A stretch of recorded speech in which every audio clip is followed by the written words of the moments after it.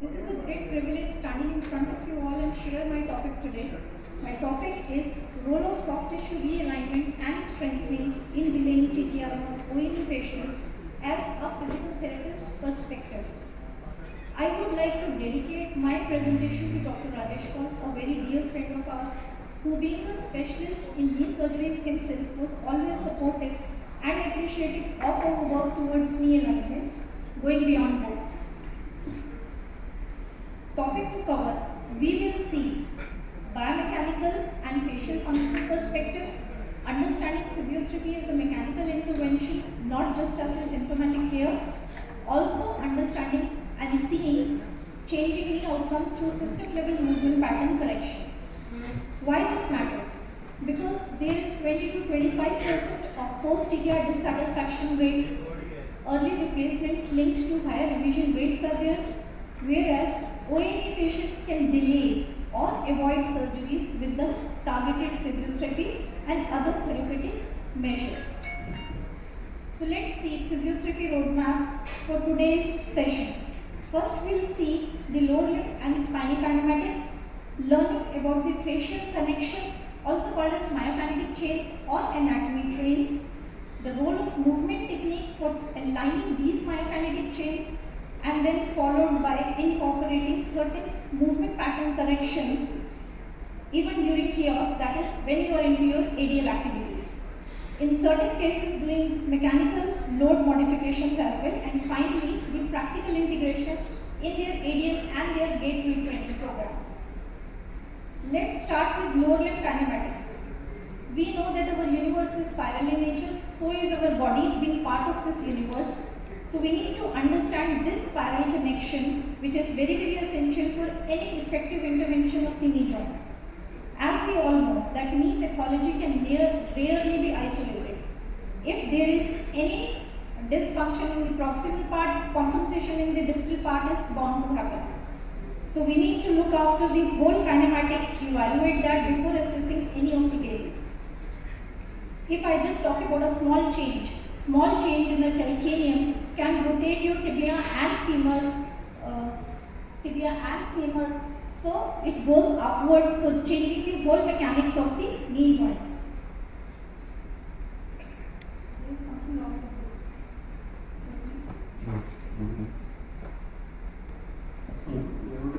this. Yeah, got it. Thank you. Same goes with the spinal kinematics as well. If I just take an example of lumbar stiffness, any patient comes with lumbar spasm or stiffness will definitely compensate the pelvic tilt, which will further compensate the hip-knee axis, altering the knee mechanics itself. Same goes with any scoliotic patient. In scoliotic patient also, if you see any patient with concavity, you will see the opposite side limb length shortening, thus changing the mechanical load. So that means correcting spinal mobility foundation for the knee intervention is important. Now, as a physical therapist and as a structural integrator, what do? We structurally integrate the body mechanics. And how do we do this? To understand this, let's dive into the world of fascia. We all know that fascia is a type of connective tissue. These are vast web-like collagenous sheets. Fascia is white, loose, fibrous and moist tissue. How is it? It is when you are young and born. When you are young and born, it is spread like a neat and tidy bedsheet. And how is it now? How is it now? Something like this, crumbled, isn't it? Can you afford this? Actually, no. Nobody can afford this. Because fascia is the one which gives you three-dimensional structural architecture and integrity to your body.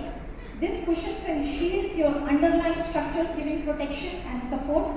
It also acts as a shock absorber, dissipates mechanical loads. Fascia is not only defensive, it is also communicative.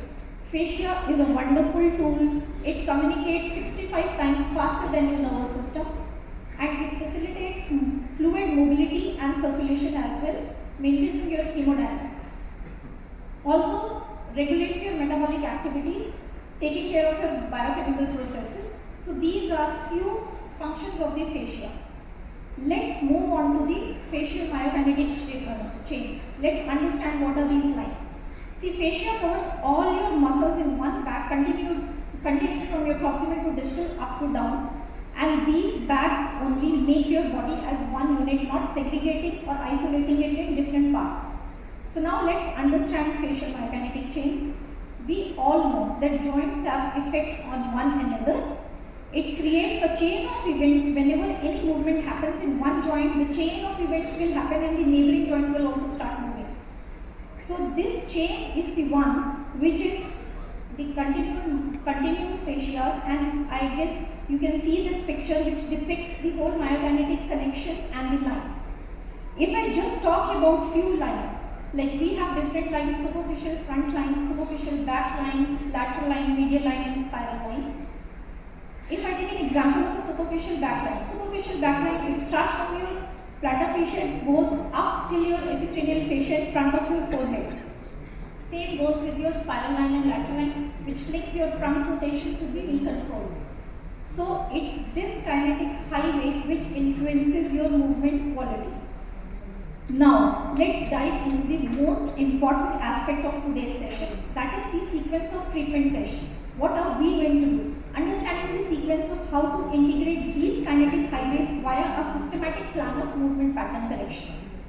First and foremost, we will see the breathwork integration with whatever I am going to talk further and I am going to discuss. After that, followed by myokinetic chain releases, incorporating movement patterns and addressing activation of these myokinetic chains which I have been talking, which will by default enhance your kinesthetic intelligence, and also ways and incorporating movements to enhance your neuromuscular coordination, finally integrating it with your gait training patterns. We know that our knee is sandwiched, and we need to integrate breath work with each and every movement and technique which I am going to discuss. Why it is important? Because breath is your best friend. That is the only friend of yours till you are on this planet Earth. So best friend of your soul, integrating breath work with all the activities. We do this because breathing stabilizes your trunk and enhances your proprioception awareness. Now, understanding this myokinetic chain release, we need to understand little about the knee. Knee is sandwiched in between your hip and ankle. We know our knee is connected to many muscles which are coming from proximal and going from distally as well. There are many muscles which are coming proximal to distal, not only attaching to knee but also passing through the knee. And there are many muscles which come from all the directions like a vector in joints at one particular junction. So these junctions, we call it as powerhouses of your body. And there are few muscles or these powerhouses which I will be discussing now. Those are trochanteric, ramus and pubic. Like I'm just talking in relation to the knee joint. So when you see in the hip joint, you will find that these muscles create a shape of a fan. So we have named it as fans of the hip. So we'll be releasing in myokinetic releases. We will be doing trochanteric fan release, ramic fan release, and inguinal fan release. That is all the muscles which are getting attached to your trochanter, pubic and ramus. Also keeping in mind our pes anseri, adductor tendon, and the foundation of our foot, that is your foot. Your foot releasing and mapping 360 degrees. And why do we need this? After releasing this, we will enter into training of these chains, these myokinetic lines, and we do this training with cross patterns. See, now you have understood the spiral nature and the connections of the body. So keeping in mind your spiral nature, how the body functions as one unit, we cannot isolate our muscles, we cannot isolate our bones. So SLR or abduction movements of quadriceps or hamstrings will not work. What will work? Because when you do isolated movements, you cannot see those reflections or those strengthening programs in their ADL when you come into practical integration. When you are into practically using your body during your ADL, you cannot incorporate your SLR or your abductor movements. But body enters into a chaos. So for that understanding, we have to train them in an integrated pattern which not only can articulate with each other but also stabilizes, coordinates with the whole body as one unit. This reinforces strength and fluidity in these chains, and this will sustain even while performing ADL. These movement patterns, we mainly call it as milestone re-education program. For example, rolling, creeping, kneeling, half kneeling, standing, squatting and walking, etc. So if I just take one example, like how do we strengthen these myokinetic chains? If I just take an example of walking and crawling, if you walk straight or you crawl in front, you are activating your front line. When you are walking sideways as if you are entering a theatre and you are crawling sideways, you are activating your lateral line, and when you are twisting or turning, you are activating your spiral line. So focusing on these each activity will build kinesthetic intelligence over a period of time. It is similar to the fashion, just the way you integrate a support or a system when you are into some kind of sport and you are practicing every day. So similarly, we make patients practice this every day so that by default their kinesthetic intelligence increases. I have seen in my practice that many patients of me also, they have lost to major extent their proprioception. To enhance their proprioception, these activities are very important. And why are these small activities? Because, and for all this you need stability and balance, which are the key for your test.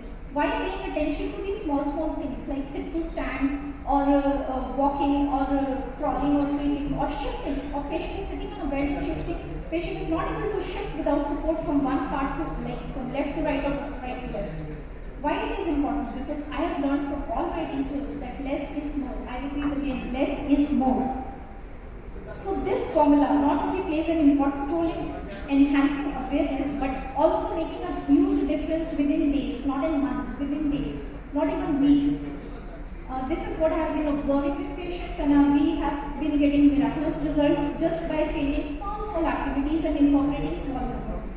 We call these movements as movement through awareness. Whatever you do, just do it into awareness. Like if you're sitting, from standing to sitting, you don't have to sit up. You have to sit gently without making any sound. Just try it out. It is for everybody. Just try it out. That be in awareness and then do the movement. And then progressing to half sit to stand, weight bearing on your legs when you're sitting. So don't just sit 1 inch above, stay there for some time and then sit. Then again, teaching them same thing for climbing up and down stairs. Just do simple, gentle movements and make sure that when you're climbing up and down stairs, there should be no sound. If you're snapping, you're making thump sounds while climbing up and down stairs, that means your strength and your myokinetic chains are not in alignment. And then teaching them heel slides when they're lying on the bed, heel slides. We give them little visual cues also, patients with less proprioception. And then same, as I said, we train them and we ask them to shift from left to right their butt when they're sitting, and making sure their toe extensors are strong, because your toe extensors, when you strengthen your toe extensors and standing in different positions, that is mother of all the poses, it integrates head to toe. Please sum up as possible. So next is your neuromuscular coordination, which we do via DNS, that is Dynamic Neural Stabilization Program. Dynamic Neural Stabilization Program focuses on natural movement patterns based on principles of developmental kinesiology, which is a gold standard for any human motor function and postural stability. Not forgetting patellar tracking. When we ask patient to sit to stand, we make sure that they do patellar tracking while they sit to stand movements.